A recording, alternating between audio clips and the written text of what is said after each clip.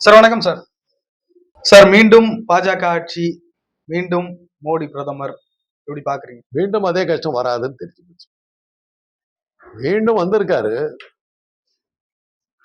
சட்டை பேண்ட் எல்லாம் கிழிஞ்சு கந்தலாகி தலைமுடியில் இருக்கிற முடியெல்லாம் கொட்டி போய் நட தளர்ந்து இதாகி குடைநிழல் ஏறி குஞ்சரம் ஊர்தரம் நடைபெழுத்து ஊர் நன்னுவர்னா அந்த காலத்துல அப்படியே யானை மேல அம்பாரி கட்டி கொடையெல்லாம் வச்சுக்கிட்டு யானை மேல போயிட்டு இருந்த ஒரு ஆளு ஒண்ணும் இல்லாம முழங்கால் போட்டுக்கிட்டு ஊர்ந்து போற நிலைமை வந்தாலும் வரும்னாங்க. அந்த நிலைமை தான் இப்ப படிக்கணும். மைனாரிட்டி அரசாங்கம் 350 இடங்களை வச்சுக்கிட்டு நினைச்சதெல்லாம் வச்சுக்கிட்டு அட்டகாசம் பண்ணிக்கிட்டு ஆர்ப்பாட்டம் பண்ணிக்கிட்டு நாட்டையே துவம்சம் பண்ணிக்கிட்டு 10 ஆண்டுகள் இஷ்டத்துக்கு ஆண்டாரு. எல்லாம் போய் அப்படியே நிர்வாணமா நிக்கிறாரு. பாவமா இருக்கு. இமயமலை சாமியார்கள் மாதிரி இருக்கு. மீண்டும் வந்திருக்காரு. என்னவா வந்திருக்காரு, மீண்டும் வந்திருக்காரு. மீண்டும் தான் வந்திருக்காரு. மீண்டும் வரல, மீண்டும் தான் வந்திருக்காரு. தேர்தல் வாக்கு எண்ணிக்கை நடக்கும்போது முதல் 4 ரவுண்ட்ல பின்னாடி தோத்து போயிடுவாருட்டாரு. அப்புறம் வெற்றி அடைகிறாரு. அவங்க கட்சியில் இருக்கிற மற்ற தலைவர்கள்லாம் 3 லட்சம் 2 லட்சம் வாக்கு வித்தியாசத்துல வெற்றி பெறாங்க. இவர 1 லட்சம் வாக்கு வித்தியாசத்துல தப்பிச்சிருக்காரு. அதுதான் மோடியினுடைய நிலைமை. என்னத்த பிரயோஜனம்? ஆட்சியில் இருப்பாரு. நிதிஷ்குமாருக்கும் சந்திரபாபு நாயுடு என்னென்ன இது இலாக்காக்களை கேட்கறாங்களோ அதெல்லாம் கொடுத்த பிறகு மோடி கிட்ட என்ன இலாக்கா வரப்போகுதுன்னு யாருக்கு தெரியும்? அவங்க எனக்கு நிதி இலாக்கா வேணும், உள்துறை வேணும், ராணுவம் வேணும், பொதுப்பணித்துறை வேணும் அப்படின்னு எல்லாம் கேட்டு வாங்கிட்டு போயிட்டாங்கன்னா பிரதமரை கேட்க மாட்டாங்கல்ல. அவ்வளவு ஒண்ணுதான். பிரதமரா இருக்கலாம். ஒரு நிதிஷ்குமார் ஆரம்பத்தில் பீகார்ல அப்படித்தானே வச்சார். எல்லா போஸ்டையும் மோடி எடுத்துக்கிட்டு நிதிஷ்குமார் அப்புறம் சீஃப் மினிஸ்டரா வச்சாரு. 1 வருஷம் விட்டாரு நிதிஷ்குமார். சரி அப்படி இருந்துட்டு போகுது. 1 வருஷம் கழிச்சு என்ன பண்ணாருன்னு தெரியல. அவர் இருந்து எல்லாத்தையும் பிடிக்கிட்டு பராரியா இன்னைக்கு பாஜக ஒண்ணு எல்லாம் பண்ணி விட்டாருல்ல. இன்னைக்கு மோடிக்கு இருக்கிற மிகப்பெரிய ஆபத்தை அவர் கைத்தடியா நம்பிட்டு இருக்கிற நிதிஷ்குமார் சந்திரபாபு நாயுடு. அவங்க என்ன பண்ணுவாங்க, யாரை விடுவாங்க, யாருக்கு? இதுல இந்தியா கூட்டணி கொஞ்சம் புத்திசாலியா இருந்தாக்கா இவருக்கு ஆதரவு கொடுத்துக்கிட்டு இருக்கிற பல எம்பிக்களை வேலை கொடுத்து வாங்கினாங்கன்னா இவங்க ஸ்ட்ராங் ஆகிடலாம்ல. அவங்களும் தொட்டுக்கோ புட்டுக்கோன்னு தானே இருக்காங்க. ஒரு 10 எம்பியை வாங்கிட்டாங்கன்னா இவங்க ஆட்சிக்கு வந்துட முடியும்ல. அதுதான நிலைமை இன்னைக்கு. இந்த மாதிரியான ஒரு சூழ்நிலையில அதிகாரிகள் ஒரு சொல்றதெல்லாம் கேட்க மாட்டாங்க. போன தடவை ஆடின மாதிரிலாம் ஆட மாட்டாங்க. காரண காரியம்லாம் செவரேறி குவிச்செல்லாம் போய் கைது பண்ணாங்களா, அந்த வேலையெல்லாம் நடக்காது. ஏன்னா போன தடவை இருந்த தைரியம் வேற. இந்த தடவை காப்பாத்துறதுக்கு ஆள் இல்லை, அதிகாரி ஒழுங்கா. அதனால அண்ணா பாஜகவை பார்த்து பயப்பட வேண்டிய அவசியம் எந்த கட்சிக்குமே வேண்டாம். அமலாக்கத்துறை பழைய மாதிரி ஆட முடியாது. ஆடினாக்க காட்டி போடுவாங்க ஜனங்க யாருன்னு. அதிகார வர்க்கத்துக்கும் இருக்கும். என்ன ஐயா, ஒரு சின்ன தப்பு நடந்தா கூட நம்மள பிடிச்சாங்கன்னா பெண்டு நிமித்துருவாங்கன்னு அவங்களுக்கு தெரியும். அதனால அதிகாரிகள்லாம் ரொம்ப ஜாக்கிரதையா இருப்பாங்க. அதனால இனிமே பாஜக அமலாக்கத்துறையை வச்சுக்கிட்டோ, தேர்தல் கமிஷனை வச்சுக்கிட்டோ, நீதிபதிகளை வச்சுக்கிட்டோ, அது நீதிபதிகளே இப்போ ஒழுங்காயிடுவாங்க. ஏன்னா கவர்னர் போஸ்ட் இவங்க நினைச்சவங்களே இனிமே போட முடியாது. ஒரு கவர்னர் போஸ்ட் போடுறேன்னாக்கா உடனே ஏன் ஆளு போட்டு நாயுடு கேட்பாரு, நிதிஷ்குமார் கேட்பாரு. ஆளுங்க எல்லாத்தையும் போட முடியாது. இந்த ரவி மாதிரி ஆளுங்க வேலையில ஆளுங்க போட முடியாது. ஆனால் அப்படி இருக்கும்போது நீதிபதிகள் என்ன பண்ணுவாங்க? கவர்னர் போஸ்ட் கிடைச்சிக்கிட்டு தான் இவ்வளோ இதுவும் போட்டுக்கிட்டு இருந்தாங்க. கவர்னர் போஸ்ட் கிடைக்காத போது நீதிபதிகள் நேர்மையான மாதிரி இவ்வளவு மாறுதல்கள் வர்றதுக்கு வாய்ப்பு இருக்கு. இந்த தேர்தல் முடிவு அதைத்தான் சொல்லும். பதவி உண்டு, அவ்வளவுதான். வேற ஒண்ணு கிடையாது. உனக்கு காரு பங்களாலாம் உண்டு, உனக்கு அதிகாரம் கிடையாது. அவ்வளவுதான். அதிகாரம் இல்லாத பிரதம மந்திரியா நீங்க 5 வருஷம் நிலையா ஆட்சி இருக்கும்னு நினைக்கிறீங்களா? இல்ல தெரியாது. 5 வருஷங்கிறதெல்லாம் இந்த சூழ்நிலையில என்ன ஆகும்னு தெரியாது. என்னைக்கு இந்த மாதிரி ஒரு மைனாரிட்டி கவர்மெண்டா இருக்கீங்களோ அத்தனை பேர்த்துக்கிட்ட அனுசரிச்சு போற புத்தி இருந்தாலும் உங்களால சர்வைவ் ஆக முடியாது. மோடியினுடைய சுபாவமே எல்லாத்தையும் மிரட்டி மீன் பிடிக்கிறது தான். மிரட்டி மீன் பிடிக்கிறதுக்குலாம் சந்திரபாபு நாயுடு போன்ற சீசன்ட் பாலிட்டிஷியன்ஸ் நடக்காது. நிதிஷ்குமார் போன்றவர்களுக்கு நடக்காது. அவங்க உனக்கு முன்னாடியே வந்தவங்க. உங்களை போல 10 பேரை பார்த்தவங்க. உன்னை எங்க காட்டணும், எங்க கொண்டு போய் உட்கார வச்சிருவாங்க. இதெல்லாம் அவர் மோடி கூட இருக்கவங்க அதெல்லாம் சொல்லுவாங்க. எனக்கு எவ்வளவு தெரியுமோ அதை அவர் கூட இருக்கவங்களுக்கு சொல்ல மாட்டாங்க. அதனால மோடியினுடைய போக்குல பெரிய மாற்றம் கிடையாது. இனிமே இந்தியாவில் இருப்பாரு. அதானி வீட்டிலேயே போய் உட்காந்துட்டு அவங்க வீட்டு வேலையெல்லாம் பார்த்துட்டு இருப்பாங்க. பார்லிமெண்ட்டுக்கெல்லாம் வந்துடுவார், பதில் சொல்லுவார். அதனால இனிமே அந்த பழைய ஆட்டம்லாம் ஆட முடியாது. நிதிஷ்குமார் இந்தியா கூட்டணிக்கு விதை போட்டவர். இன்னைக்கு அவர் அங்க போயிருக்காரு. ஆல்ரெடி பலமுறை அவருக்கு இங்கேயும் அங்கேயும் மாறின ஒரு அனுபவம் உண்டு. அவங்கெல்லாம் ஒரு தலைவர்களா ஏற்றுக்கொள்ளப்பட்டவர்கள், சக்தி உள்ள தலைவர்களா ஏற்றுக்கொள்ளப்பட்டவர்கள். எவ்வளவு நாளைக்கு ஓடுவாங்கன்னு தெரியாது. இதே மாதிரி நிலைகளை மாத்திக்கிட்டே இருந்தாக்கா ஒரு காலத்துல காலவாரி விட்டுறாங்க. எப்படி நம்ம ஊர்ல ராம்தாஸ் இந்த பக்கமும் அந்த பக்கம் மாறி மாறி போய் இன்னைக்கு ஒரு அரசியல் கட்சியா கூட இல்லைங்கிற அளவுக்கு போயிட்டார். மாறி போச்சு. காரணம் என்ன? நிதிஷ்குமார் பண்ண அதே ஸ்டண்ட் தான் அடிச்சாரு. நமக்கு என்ன லாபம், நமக்கு என்ன லாபம்னு ஒரு தலைவன் போயிட்டு இருந்தாலும் ஒரு காலத்துல அவங்க கேள்வி ஆயிடும். அதே நிதிஷ்குமாருக்கு அதை நம்ம சொல்லணும். சந்திரபாபு நாயுடு நீங்க அந்த மாதிரி நினைக்காது. சந்திரபாபு நாயுடு அவர் நல்லவரோ கெட்டவரோ வல்லவரோ நான் நான் எல்லாத்துக்கும் என் பார்வையில் ஆந்திராவுக்காக உயிரை கொடுக்குறாரு. நீங்க தமிழ்நாட்டை அவர் பார்த்துக்கிட்டே இருப்பார். ஆனா அவர்கிட்ட இருக்க பலவீனம் என்னன்னாக்கா அர்பன் ஓரியன்ட், நகர்ப்புற சிந்தனையாளர். கிராமப்புறத்தை அவர் கவனிக்க மாட்டார். கிராமப்புறத்தை பற்றி அவருக்கு தெரியவே தெரியாது. அவர் டைம்ல எனக்கு ஆந்திராவில் நிறைய வேலை இருந்தது. ஹைதராபாத்ல இருந்து விஜயவாடாவுக்கெல்லாம் நான் கார்லயே வரும். அப்படி வரும்போது ஹைவேஸ் மாத்திரம் நல்லா இருக்கும். ஒரு சைடு ரோடு திரும்பி ஊருக்குள்ளார போனோம்னா ரோடே இருக்காது, வீடுகளே இருக்காது.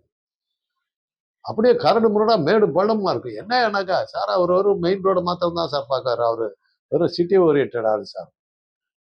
இப்ப ஆந்திராவுக்கு மெட்ரோ ரயில் கொண்டு வருவார், தான் பண்ணுவார். அவருக்கு அந்த மாதிரி ஐடியா தான். மெட்ரோ ரயில், ராக்கெட் விடுறது, இந்த மாதிரி தான் போவார ஒழிய அன்றாட மக்களுக்கு தேவையான விஷயத்தையெல்லாம் அவருக்கு தெரியவே தெரியாது. அதுதான் அவருக்கு இருக்கிற பலவீனம். ஆனா ஆந்திராவுக்காக எதை வேணாலும் செய்வார். தமிழ்நாட்டில் ரேஸை ஒடிக்க போறாங்கன்னு உடனே தடாவில் ஒரு ரேஸ் கோர்ஸ் ஆரம்பிச்சார். அந்த கூட்டத்தை அங்க கொண்டு வர பார்த்தார்.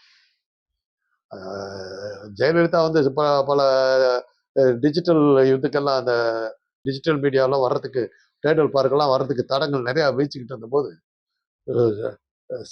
ஸ்ரீ சிட்டின்னு ஒன்று ஆரம்பிச்சு, தடாக பக்கத்தில் ஆரம்பிச்சு உடனே அவங்களே எடுத்தார். ஆனா அவங்க அங்க போயிட்டு அந்த கொடுத்த வசதி அவங்க பத்துல அதனுடைய விளைவு மறுபடியும் இங்க திரும்பி வந்துட்டாங்க. ஸ்ரீ சிட்டி எதிர்பார்த்த அளவுக்கு பெருசா பாருங்க. அந்த மாதிரி அவர் அக்கம் பக்கத்துல இருக்கவங்களுடைய பலவீனங்களை பார்த்து அதை வச்சுக்கிட்டு பெரிய பெரிய பெரிய தொழிலதிபர்கள்லாம், உலக தொழிலதிபர்கள்லாம் கூப்பிட்டு ஹைதராபாத் கேபிட்டலா இருந்தபோது அங்க தொடங்குங்க. அந்த மாதிரி பண்றவர் அவர். அதாவது தன்னுடைய மாநிலத்தை முன்னேற்றத்துல அவர் பெரிய அழ்பட்டு. அதுக்கப்புறம் அவருடைய பல நடவடிக்கைகள் அர்பன் ஓரியன்டா இருந்ததுனால வில்லேஜ்காரெல்லாம் காலி பண்ணதுனாலதான் அவர் காலி ஆனார். ஸோ 2 பேருமே, நீங்க நிதிஷ்குமாரும் சந்திரபாபு நாயுடுவும் ஒரு சாதாரண பாலிட்டிஷியன்ல ரொம்ப ஆபத்தான பாலிட்டிஷியன்ஸ், ஒரு முழு நேர அரசியல்வாதிகள். அவங்கள ஜெயிக்கிறதுங்கிறது மோடிக்கு அவ்வளவு சுலபம் கிடையாது. இது ஒரு வெற்றியா இந்தியா கூட்டணிக்கு? இது ஒரு வெற்றியா நீங்க கேக்குறது பாத்தீங்கன்னாக்கா பாஜகவுடைய வெற்றி மிகப்பெரிய வெற்றியா நீங்க நினைக்கிறீங்கன்னு தெரியுது. இப்படி ஏத்தி விட்டா தான் மோடி இன்னும் பெருசா வெற்றி அடைஞ்சோன்னு போயிட்டே இருப்பாரு. நீங்க கரெக்டா பேசுங்க, இப்படியே ஏத்தி விடுங்க. இல்ல சார், எப்படியா இருந்தாலும் ஆட்சி அமைச்சிட்டாங்கல்ல. ஆட்சி அமைச்சதுங்கிறது வேறங்க. என்னவா இருக்கிறீங்க உள்ள உட்காந்துக்கிட்டு ஒண்ணுமே இல்லாம உட்காந்துக்கிட்டு என்னத்தை பண்ண முடியும்? வாழ்ந்த வாழ்க்கை என்ன, ஆடிய ஆட்டம் என்ன, ஓடிய ஓட்டம் என்ன, ஓடி விட்டு தான் போன பெண் யாரே அழுவார் அப்படிங்கிற மாதிரி அந்த பாட்டு, அந்த வீடு வரை உறவு, அந்த பாட்டு தான் ஞாபகம். போட்ட ஆட்டம் நீ பண்ண இது 10, ஆனா 10 வருஷமா மக்களுக்கு எதுவுமே செய்யல. எல்லா வசதியும் இருந்து ஒண்ணும் செய்யாத ஆசாமி மோடி. இப்போ ஒண்ணுமே இல்லைன்னும் போது என்னத்தை செய்ய போறாரு? ஒண்ணும் செய்ய போறாரு. அதனால அவர்கிட்ட நம்ம ஏமாறத்துக்கு ஒண்ணுமே இல்லை. 10 வருஷமா ஒண்ணும் செய்யாத ஆளு, அப்ப அதிகாரம் இருந்த போதே ஒண்ணும் செய்யாத ஆளு, அதிகாரமே இல்லாத ஒரு மைனாரிட்டி அரசாங்கத்தை வச்சுட்டு என்னத்தை பண்ண போறாரு? சத்தியமா ஒண்ணும் பண்ண மாட்டாரு. மக்களுக்கு அவரை பத்தி நல்லா தெரியும். அதனாலதான் உரம் கட்டிட்டாங்க. தோக்கடிக்கிற அளவுக்கு போனாங்க. ஏதோ தேர்தல் ஆணையம் புண்ணியம் கட்டிச்சுன்னு நினைக்கிறேன். 2 போனா தேர்தல் வாரணாசியில் தோத்த போயிரு. எதுக்காக சார் மோடியினுடைய செல்வாக்கு இந்த அளவுக்கு சரிஞ்சதுன்னு நினைக்கிறீங்க? மதவாத அந்த பேச்சுக்களை எல்லாம் இப்பயும் பேசிக்கிட்டு தான் இருந்தாரு. உத்தரப்பிரதேசத்திலே 40 இடங்களுக்கு மேல இந்தியா கூட்டணி ஜெயிச்சிருக்கு. அப்புறம் நீங்க இது ஏதோ ஒரு வெற்றியான்னு கேட்டீங்களே, இப்ப நீங்க தான் பதில் சொன்னீங்க. அதுக்கு இப்ப நீங்க தான் பதில் சொன்னீங்க. இல்ல சார், எதுவா இருந்தாலும் அதிகாரம் கையில இருக்கேன்னு கேட்டேன். மத்தபடி மோடியனுடைய அந்த இது சரிஞ்சிருக்கு. இவர் எல்லாத்துக்கிட்டையும் விளையாடினாருங்க. நிதின் கட்கரி கொஞ்சம் முறைச்சாரு. அவர் மேல உடனே சிஏஜி அறிக்கை கொண்டு வந்து அவர் ஓரம் கட்டினார். ஆதித்யநாத் கொஞ்சம் முறைச்சாரு. 2 பை எலெக்ஷன் நடத்தி அதுல அவரை தோற்கடிச்சு ஜாக்கிரதையா இருந்தார். ஆதித்யநாத் பார்த்தாரு, ஓ பிரைம் மினிஸ்டர் அப்படியா, உத்தரப்பிரதேச சப்போர்ட் எல்லாம் ஆயிடுச்சா, நீ காட்டிட்டாரு. காதி உத்தரப்பிரதேசம் தானங்களை பிரதம மந்திரி நிர்ணயிக்கிற மாநிலம். அங்க தோத்து போயிட்டீங்க, கேவலத்திலையும் கேவலம். ராமர் கோயில் கட்டி பூலோகத்துக்கே ராமனை கடவுளா காட்டின ஒரு ஆசாமி அந்த இடத்துல தோத்து போனேன். உன் சனாதன தர்மமே அடிபட்டு போச்சு. ஆனா ஒண்ணு சொன்னாங்க, ராமருக்கு யாராவது கோயில் கட்டுவாங்களா ஏன்னு கேட்டோம். பீடம் பிடிச்ச ஜாதகங்க அந்த ஆளுக்கு. பதவிக்கு போறான், நாளைக்கு பட்டாபிஷேகறாங்க, இன்னைக்கு சித்தி காட்டுக்கு போடான்னு விட்டா ராஜாக முடியாது காட்டுக்கு போனவன். எலெக்ஷன் நேரத்துல ராமர் கோயில் கட்டினாக்கா ராமர் ஜாதக பிரகாரம் இவர் காட்டுக்கு போயிட்டார். அவ்வளவுதான். ராமர் எவ்வளவு பெரிய பீடாங்கிறது இதுல ப்ரூவ் ஆச்சு. இப்ப அந்த கோயிலுக்கு எவன் போனாலும் அதான் ஆகும். ராம மாதிரி காட்டுக்கு போக வேண்டியதான், மோடி மாதிரி காட்டுக்கு போக வேண்டியது. ராமர் கோயிலையும் ஒழிச்சுக்கிட்டு. தமிழ்நாட்டுல பாஜக ஒரு சில இடத்துல கூட ஜெயிக்கல. பாஜக கூட்டணியும் யாருமே ஜெயிக்கல, திமுக தான் ஜெயிச்சிருக்கு. எப்படி பாக்குறீங்க? அதுவும் ஒரு நல்ல செய்தியா இருக்கும். பாஜக எதிர்கட்சிகள் 1-2 வரணும், அப்பதான் ஜனநாயகத்துக்கு நல்லது. முழு வெற்றி. பவர் கரப்ட் சொல்லுவோம், அதிகாரம் ஊழலுக்கு வழிவகுக்கும். Absolute power corrupts absolutely. முழு அதிகாரம் இருந்ததுன்னாக்கா பரிபூர்ணமான ஊழல்வாதியா நீங்க மாறுவ அப்படிங்கிறது தான் ஆங்கில பழமொழி. 40க்கு 40ங்கிறது ஆனா அது கூட்டணி எல்லாம் ஒன்னா சேர்ந்து வந்தது. எல்லாம் பல கட்சிகள் ஒன்னா இருக்கு. திமுக மாத்திரம் 40, அவங்க 22 இடம் தான்.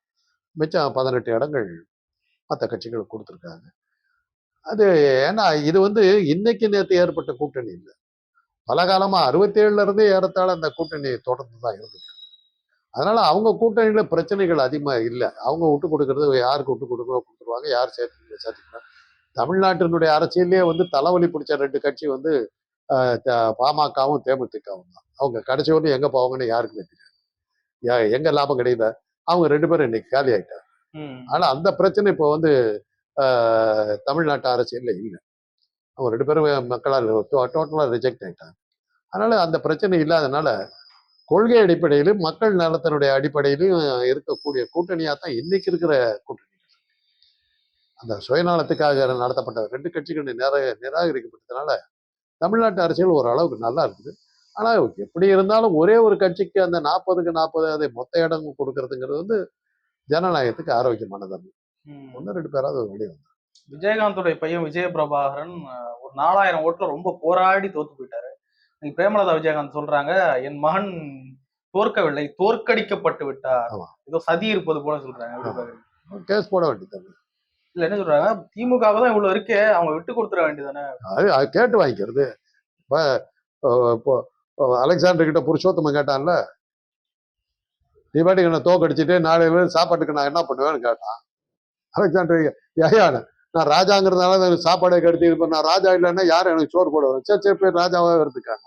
அது மாதிரி கேட்க வேண்டியதானே. நாங்க பொழப்புக்கு என்ன பண்ணுவோம், அவரும் சேர்த்து போயிட்டாரு, கட்சியும் சரியா ஓடலை, நாங்க என்னதான் பண்றது அப்படின்னு கேட்க வேண்டியதானே. ஏதாவது ஒரு வாரிய தலைவர் ஏதாவது போட்டு கொடுக்குறாங்க. இதுல என்ன ஜம்பம் அடிக்கிறது, லாட்ரி போய் கேள. 4000ன்றது ரொம்ப கம்மியான மார்ஜின் இல்ல. ஒரு ஓட்டுனாலும் வெற்றி தாங்க. மோடியை நம்ம ஏத்துக்கலையா? முதல்ல நான் கமெண்ட் அடிச்சேன், அந்த கட்சியில இருந்த மத்தவங்க எல்லாம் 2 லட்சம் 3 லட்சம் ஓட்டு வித்தியாசத்துல ஜெயிக்கும் போது 10 வருஷம் பிரதம மந்திரியா இருந்த ஒரு ஆசாமி தப்பிச்சு பொழைச்சு வெளியே வர்றாரு. அது அவருக்கு கேவலம். அவ்வளவுதான். 4000 ஓட்டு நீங்க போய் நின்னீங்க. மாணிக் தாக்கூர் அவரும் பிரபலமான ஆசாமி. அவர் இன்னும் கொஞ்சம் வேகமா வேலை செஞ்சிருந்தாருக்கா என்ன ஆயிருக்குன்னு தெரியும். 2 பேரும் மீடியாக்கள் பூரா இவங்க 2 பேர் தான் தூக்கி விட்டீங்க. அவரை எழுத்து நின்று வெற்றி பெற்ற பேரை இதுவரை நீங்க சொல்லக்கூடாது.